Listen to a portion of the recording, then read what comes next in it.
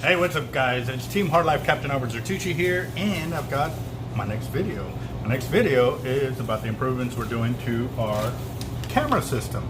Yes, I keep it in the bag because now that I have it completely built, I don't want my circle hook flying around and catching anything it's not supposed to other than a fish. What am I doing? I don't know, you're just gonna have to find out. Gotta bite. I think I got a lot of stress on my mind. It's a nice day to go. Yeah, I got a line. I'ma call the whole team. Alright, so I went shopping for a few kind of floats. Yeah, kind of deal. And my thoughts are two things. One, obviously the heat shrink here to the hook was a spectacular idea. It worked out beautifully. It kept the line where I needed to go. No twist up on the line on either side. So that was great. However, I'm stuck with it's still kind of leaning down. But I'm also worried about if I put too big of a float on this side, what's going to happen. So I need to figure a way to attach the float so that way it draws this up. But I also want my bait to come up. But at the same time too, if it comes up too high, it may be out of camera. So I need to put a float here, and I still want a float over here. And the reason for it, because I don't want it to be like this. I want them to kind of level each other out. Camera weighs 3 ounces. The bait could be right up in that same ballpark, but I won't know until I actually go out there and try it. So I'm going to try long and skinny first on the system, and then we will go from there. The only thing is I have to cut my line to get it through that little hole. There you go. You see it? See me? That? Yeah. Okay. And I'm talking quick because I'm already late for my fishing trip. Yes, I was supposed to be gone hours ago, but I had a whole bunch of leaders to make and get caught back up. So let's do this. I am thinking if it will fit over there. Ooh. But because it is bright and I do intend on putting on the light, I don't want it to refract off of that. So I'm thinking I may have to color this black right here in order to make it work, but I also want a float on my bait. So I'm going to do the same thing on this side. Get it in there, then recrimp. Wrong sleeve.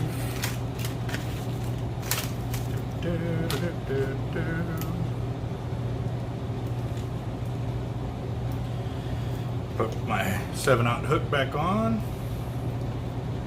And let's get this recrimped again. Not those crimpers. And I finally passed down my HD 800s to my workers because I have successfully built, lost count of how many leaders I've actually built. But this is what I'm looking at doing. Now, to see if it's going to work, the only way to know is for me to go out and try. So I got this set up to be one that I'm going to put out there. That's 1 leader set up.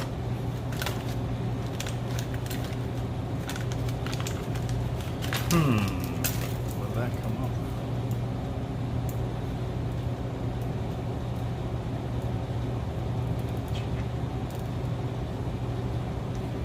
You know what? Just in case, I'm going to put the stopper on that side, and I'm going to do it also on this other side to make sure they don't slide off, because obviously my cast puts a lot of pressure on it. So my magic marker, so I can color this side black so it doesn't be reflecting more than I want it to.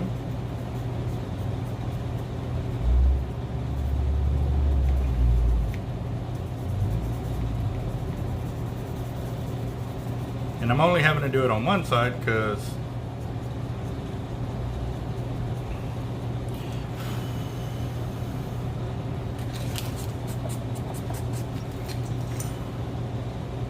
if I keep going, I'm going to start peeling off the paint that's already on it.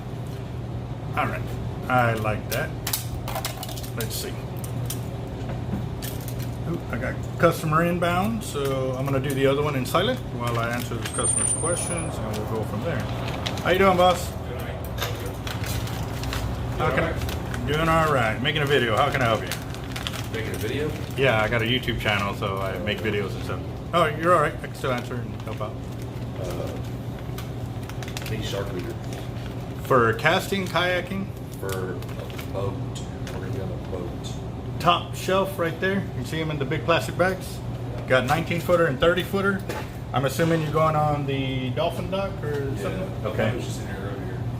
Yeah. They got the top leaders up there. I don't remember exactly which one because I was actually making leaders at the same time. But at minimum, you want those long leaders, and the reason being, if you hook a Mako, he's going to come up out of the water real quick, fast, and in a hurry, and he's going to spin up on your line. If your leader's too short, it'll hit your main line and cut you off instantly. And then it won't be no fun. You can go behind the counter. We just have the counter set up so the kids don't go running back there. Oh, okay.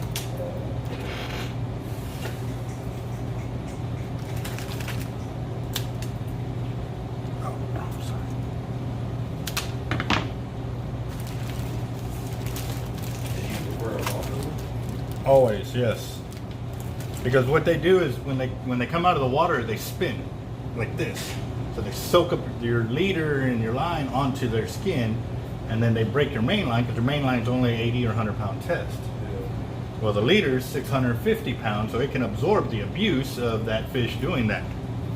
But if you don't have that length, when he comes up the first time, you'll have a nice pretty display, but that's all you'll see of the shark.